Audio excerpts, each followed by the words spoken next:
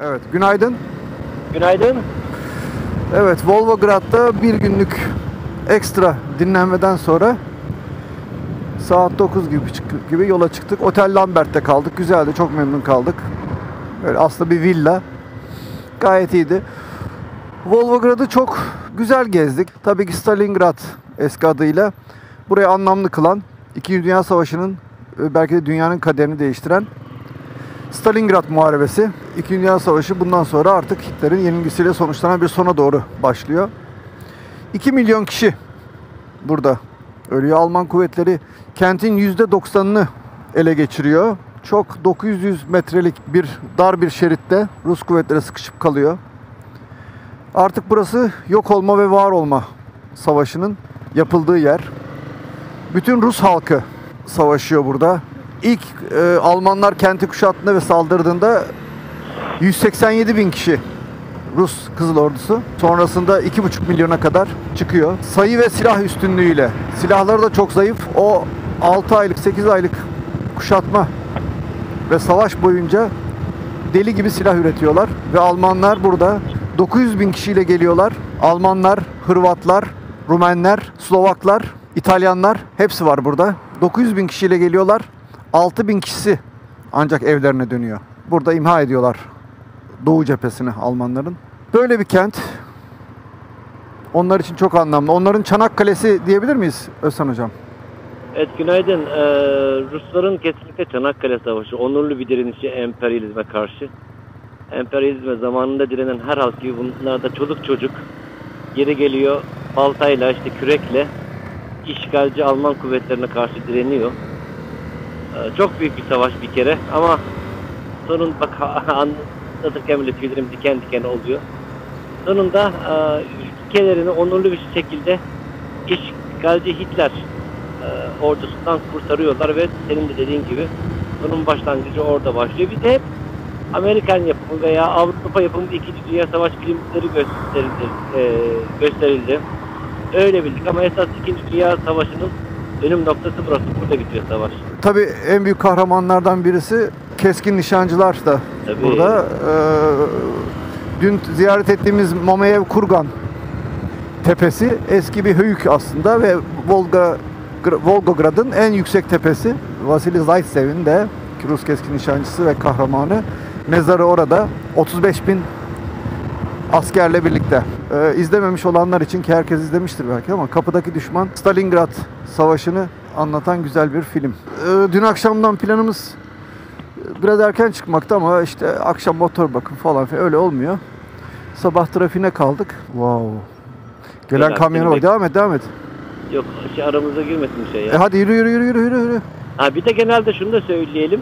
Rus halkının son yıllarda olan gelişmelerden dolayı Türk halkına sempati beslediğini söyleyebiliriz herhalde, değil mi abi? Evet, her yerde biz de Türklere karşı barışız. Bunu Rus kardeşiz, barış içindeyiz.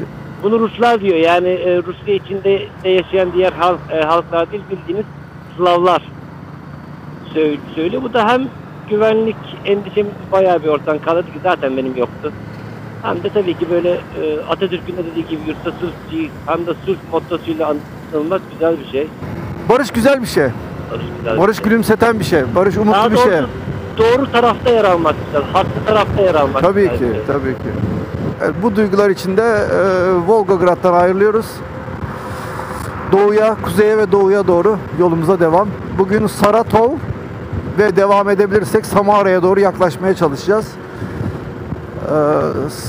Muhtemelen sağında büyük bir kamyon var hocam. Evet abi, çok da güzel ama. Çok da güzel. Kamaz. Değil mi? Tam okuyamadım ama bayağı bir dev bir kamyon hocam. Yürü. Ural. Ural, vay. Evet, yola çıkalı yaklaşık 1 saat oldu. Devam ediyoruz Saratov'a doğru. Karşımızda neredeyse 1 kilometreyi bulan bir genişliği var nehrin. İdil Nehri. Volgograd'dan itibaren bizimle beraber akmaya devam ediyor. Avrupa'nın en büyüğü ve şu genişlik inanılmaz. Bu su yollarını kullanarak tarihte Vikinglerin yukarıda kuzeyden İskandinavya'dan ta Bağdat'a kadar bir su yolu projeleri varmış. Ta o tarihlerde ticareti geliştirmek için. Apache.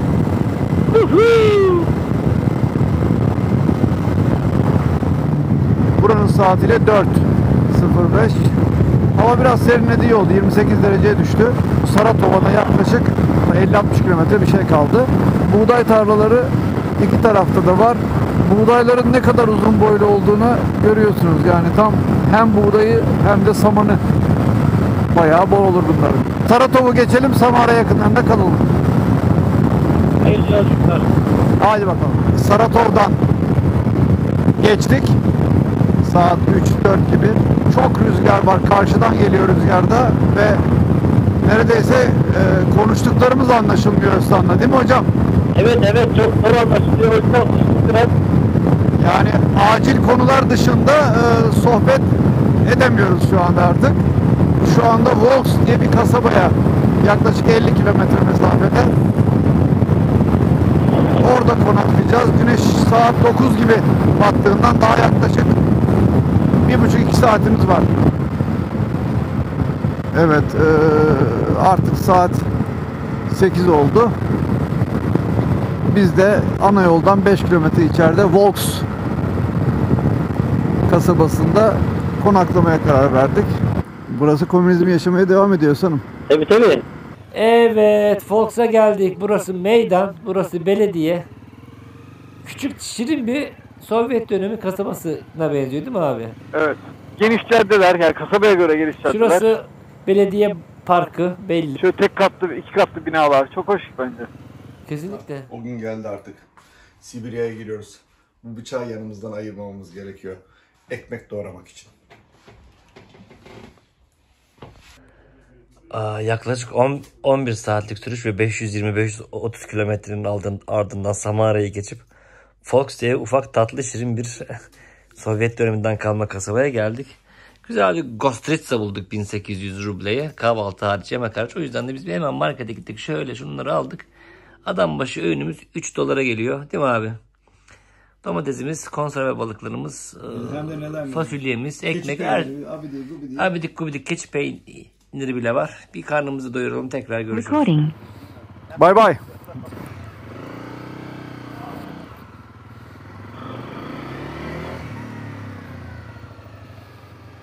Evet, günaydın. Kayıttayız. Çocukları giderken çekeyim diye videoyu açtım da. İyi yap. Volks'ta geceledik. Dün akşam güzeldi. Hava sıcaklığı yaklaşık 24-25 derece. Hafif arada seliyor ama yağacak bir hava görünmüyor. Saratov'u geçtikten sonra kalmıştık burada. Samara'ya doğru devam ediyoruz. Yağmurlukları giymek gerekebilir. Yok hocam. Bugün yağmur yemeyeceğiz. Peki. Güven var. Yok, sana bu konuda hep inandık zaten. Evet. Sibirya bizi çok ciddi bir yağmur, rüzgarla karşılıyor.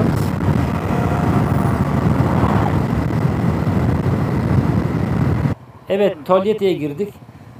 Tolyetti'nin sembolü ta Sovyet zamanından kalmış. Üstünde CCCP de yazıyor. Bir de resim çekelim. Çektik. Umarım çıkmıştır. Baraj gövdesinin üstünden geçtik. Evet, baraj gövdesinin üstünden geçtik aslında tribünlerin. Acayip bir trafik var ve dehşet. Evet, çok büyük bir hidroelektrik santral ve evet, baraj. bak. Devasa, oha. Burası Hakikaten ha. acayip bir şey.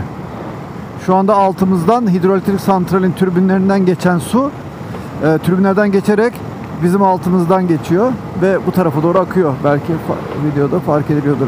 Yine bir tren yolu var ve bunlar tren yolundan böyle geçiyorlardır bence. Büyük ihtimal abi. Oho, kilometrelerce hocam. Evet abi, evet. Başka türlü bitmez. Yavaş. Bu hız çok iyi. Kapıyı açan olursa. Onlar da durmadıkları için. Evet. Çok büyük bir yapamaya burası hakikaten. İnanılmaz bir baraj. İyi akşamlar. Yerel saat 19-15 gibi. Nerede durduk abi? Neydi bu ilçenin adı? Sotholok. Sotholok gibi bir yerdeyiz. Yol Teremok Otel. Yol kenarında Teramak Otel'de durduk. Şöyle yavaşça dönelim. Şöyle. Evet. Motorlar burada güvende.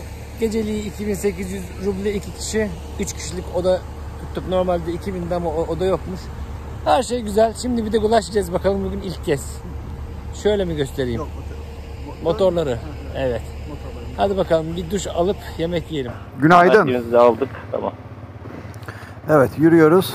Skodol'da Termerok yol üstü motelinde kaldık. Akşam yemeğimizi burada yedik. Gulaş, et pilav uykumuzu yaptık. Evet. Ondan sonra Yavaş. dinlendik.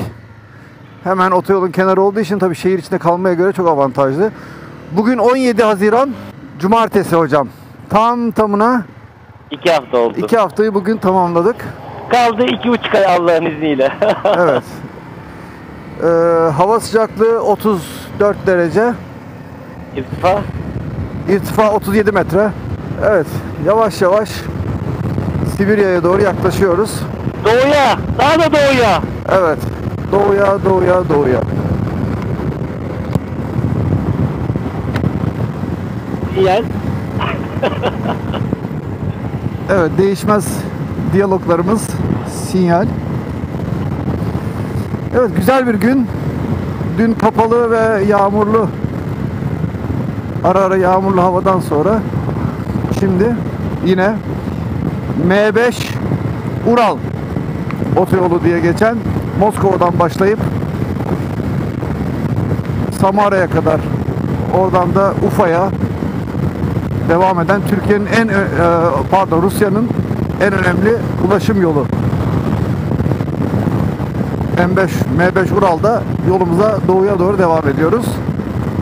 Bugünkü hedefimiz önce Ufa'yı, yaklaşık 300 küsur mesafede olan Ufa'yı geçmek. Daha sonra devam ederek Ural dağlarını aşmaya çalışacağız. Böylece Asya'ya geçmeye çalışacağız. Ufa'yı geçtik buralarda. Ural dağlarının artık etekleri. Düz ne diyeyim, tarım arazileri dümdüz, ovalar bitti. Yükseltiler başladı. Evet. Chelyabinsk Oblast'a girdik. Yol yapım çalışmaları var. Sibirya'yı Batı Rusya'ya bağlayan yolu genişletiyor Rusya belli ki. Kamyon trafiği çok fazla. Sanırım önemli bir ticaret yolu aynı zamanda burası. İnanılmaz kamyon var yani, öyle böyle değil. Tır, daha doğrusu kamyon da değil. Saat 6:20 geçiyor ama hava yaklaşık saat 9:10 gibi kararacak. Chelyabinsk'e bir 300 kilometre, 350 kilometre civarında kaldı. Ama yaklaşık bir 60-70 kilometre sonra bir yol üstü otelinde önceden belirlediğimiz, yine orada bir mola vereceğiz. Akşam orada konaklayacağız. Burası Başkurtistan denen Başkurtların memleketi. Evet. Her tarafta camiler, işte hilal falan, öyle şeyler var. 2500 kilometredir Rusya'da sürüyoruz. Şu anda çıkabildiğimiz en yüksek irtifaya çıktık. Kaç? 300-400 metrelerdeyiz şu anda. 340 metre. 340, biraz daha çıkıyoruz.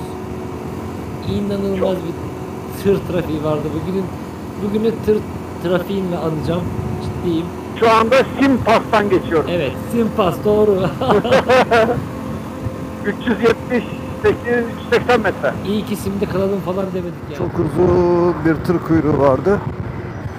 Bütün bu yolu çoğu yerini çıkarmışlar ama artık bir miktar daha kalmış. Of tır kuyruğu var. Abi orada yol çalışması durumu var herhalde. Evet.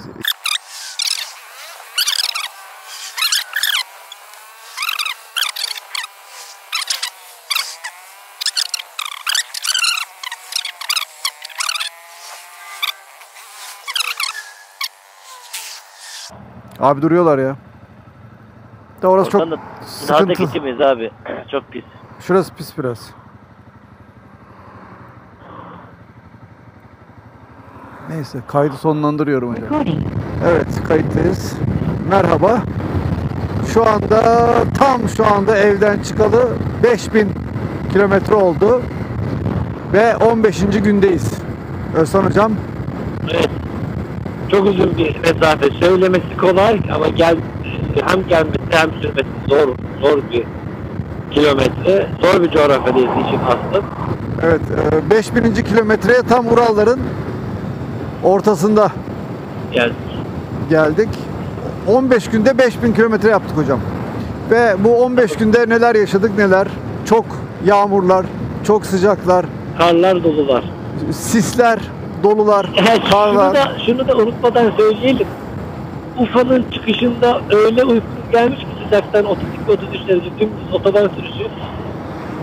Hayatımda 3. 4. kez otobüs durağında uyudum. Direkt ya gittim yattım durağa, kask bile çıkarmadan uyudum yani. Sonra teyzeler geldi değil mi abi? Bizi şöyle hafif hafif kıçlarıyla öte ittirmişler. İttiler. Uykumuzda bizim haberimiz yok. İşte yani zorlu bir yol. Daha başlamadı bile esas.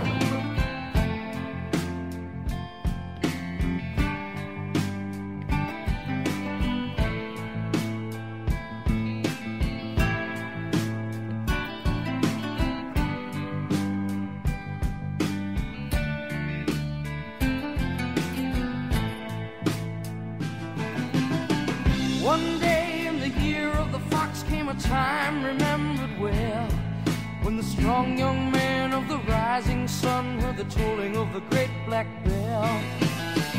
One day in the year of the fox, when the bell began to ring, meant the time had come for one to go to the temple of the king. There in the middle of the circle he Günaydın, kayıttayız. Günaydın. Tarihi hatırlıyor musun? 18 herhalde. 18 evet. Evet, 18 Haziran Pazar, saat 10.44. Dün akşam 550 kilometre yapınca ve biraz yağmur, rüzgar falan derken yol şeyi biraz hırpalanmışız. Sabah erken çıkmayı planlamamıza rağmen anca bu saate toparlanabildik. Şu anda Uralların ortasındayız. Bir tarafında, batı tarafında Ufa, doğu tarafında Çelyabinsk yer alıyor. Ufa, Başkurdistan, Başkurtların yaşadığı bir yer. Çelyabinsk ise Çuva Türklerinin yaşadığı bir bölge. Biraz sonra Urallardan yavaş yavaş inişe geçeceğiz ve Çelyabinsk'e yaklaşık 150 kilometre miydi Özhan? 200 mü? Evet. 200 herhalde abi. 190 falan kaldı herhalde. Evet. Sonra Çelyabinsk'e geçeceğiz. Çelyabinsk önemli bir sanayi kenti. Özellikle 2. Dünya Savaşı'nda Almanların yaklaşmasıyla bütün ağır sanayi, özellikle silah sanayi, çelik sanayi, üretim sanayi olduğu gibi Çelyabinsk'e taşındı ve Stalingrad savunması boyunca bütün T-34 tankları, Katyusha roketleri, bütün zırhlar, şunlar, bunlar, her şey, optik cihazlar, her şey Çelyabinsk'te üretildi. Tabii sonrasında da devam etti. Yaklaşık 1.200.000 nüfuslu Rusya'nın 7. büyük kenti. Sibirya'ya yavaş yavaş giriyoruz ve hava soğudu. Evet, sağ bot şu anda gördüğünüz gibi. Taktayım sağ olsun. Yeşil duck type. Neden? Yeşil Çünkü duck type. Başkurtistan bayrağının simgesi yeşil. Peki. Evet, Ural dağlarından iniyoruz. Hava sıcaklığı 15 derece. Göz alabildiğine uzanan ormanlar. Güzel bir yol. Biraz kalabalık. Çelyabinsk'e yaklaşık 80 kilometre falan kaldı. Rusya'nın bitmeyen yol çalışmalarından biri daha. Böyle bir arkama döneyim. Bir de önüme döneyim. Burada da Levent abi. Hello Levent abi. Bekliyorsunuz böyle. Yapacak bir şey yok. Çok fazla yol çalışması var. Bu yine iyisi, en azından asfalt. Bazen bütün trafik duruyor. En arkada beklemek zorunda falan kalıyorsunuz. İlginç yani. Hadi bakalım. Açıldı gibi sanki. Hadi bakalım. Yavaş yavaş çarpışmayalım, aman diyeyim. Bas bas bas bas.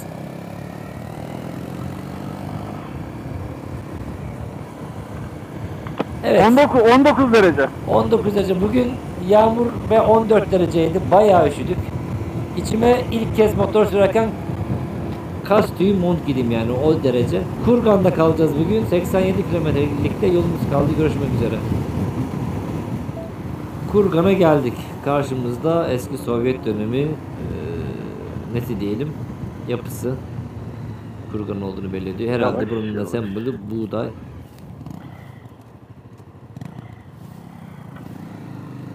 Tarım. Tarım. 40.000. Oo, motor 40 bin mi oldu? Evet. Tam 40.000 oldu. Fotoğraf ve video çektim. 10.000 Hindistan, 20-30 bin Türkiye, 40.000 Rusya'ya nasip oldu.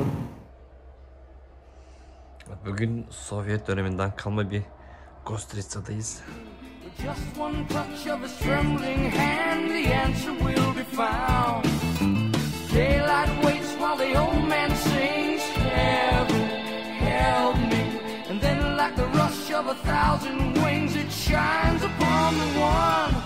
And the day had just begun.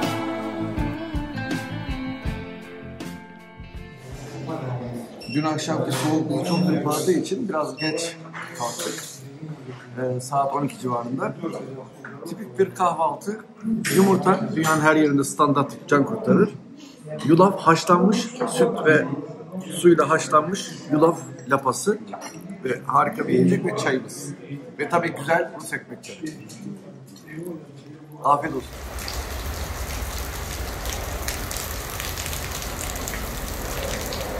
Gece başlayan yağmur hiç durmadı. Motorların olduğu yer bile göl içinde. Bugün tamamen sabahtan akşama ve gece hep yağış gösteriyor. Yolda acayip sürüş güvenliğini çok azaltan bir, çok spreylenme var, çok azaltan bir yolda. Her taraf kum ve çamur içinde. Bulunduğumuz yerde böyle askeri bir konvoy var. Onlarla birlikte kalıyoruz. Akşamda biraz korku bakıyoruz. Deli bir yağmur. Bir gün daha burada kalıp iyice dinlenmeye karar verdik çünkü güvenli değil. Burada bitmiş aynı. Ya orada ya orada. Şurada değil mi? Şurada bitmiş hali. Çok güzel.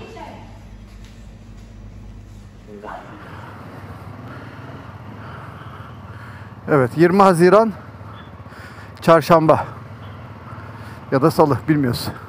Yağmur başladı. Şu anda Nereden çıkacağız ya? şuradan gel. 2 gündür konakladığımız Mecburen konakladığımız hayırlı yolculuk. hayırlı yolculuk abi. Şartlar hakikaten çok Evet, sıcaklık şu anda 11 derece gösteriyor ama hissedilen 6 5-6 derece. derece. İyi o rüzgar arkadan gelince Hissedilmiyor, güzel. dediğim valla hiç finalde gibiyiz. Yağmur geldi. Sibirya'ya hoş geldiniz bölümümüzde. Özhan Hocam önde. Bugün yavaş yavaş böyle yol alacağız. Şu anda gayet sıcağız, ateş gibiyiz. Çantamızda bulduğumuz ne varsa kas tüyüne kadar üzerimizde. Evet, yola çıkalı bir 45-50 kilometre oldu, 45 kilometre oldu. Yağış böyle yani belli belirsiz devam ediyor. Rüzgar arkamızdan gelmesi en büyük avantajımız ve yaklaşık 30-40 kilometre hızla geliyor arkadan. Yani ayakta durmak zordu. Zaten ağaçlardan görülebiliyor. Nasıl hissediyorsunuz hocam şu anda? Sıcaklık, soğukluk, hani vücut falan? Yok bugün her şeyi giydiğimizden öyle çok düşünmüyorum. Hep O zaman ünlü motorcu özdeyişini bir kez daha ispatladık. Kötü Evet. hava yoktur, kötü ekipman vardır. evet. Ve yanında taşıdığı ekipmanları giymeyen motorcu vardır. Açtım. Evet, biraz önce kavşaktan tam kuzeye doğru döndük. Kazakistan'a, Kızılyar'a doğru giden yol vardı. Biz Kazakistan'a girmemek için Omsk'a giden yol bu üstten. İşim miydi o kentin? Evet abi. Evet, İşim'e doğru çıkıyor. Tam kuzeye doğru çıkıyoruz. Sabahtan beri bize arkamızdan gelerek yardımcı olan rüzgar şu anda tam 90 dereceyle Solumuzdan saat 2'de geliyor. solumuzdan çatapata girişti. Tırların geçişi her biri ayrı bir sınav, ayrı bir macera her tırın geçişi. One day in the year of the fox came a time remembered well, when the strong young man of the rising sun heard the tolling of the great black bell. One day in the year of the fox, when the bell began to sing, it meant the time had come for the one to go to the temple of the king.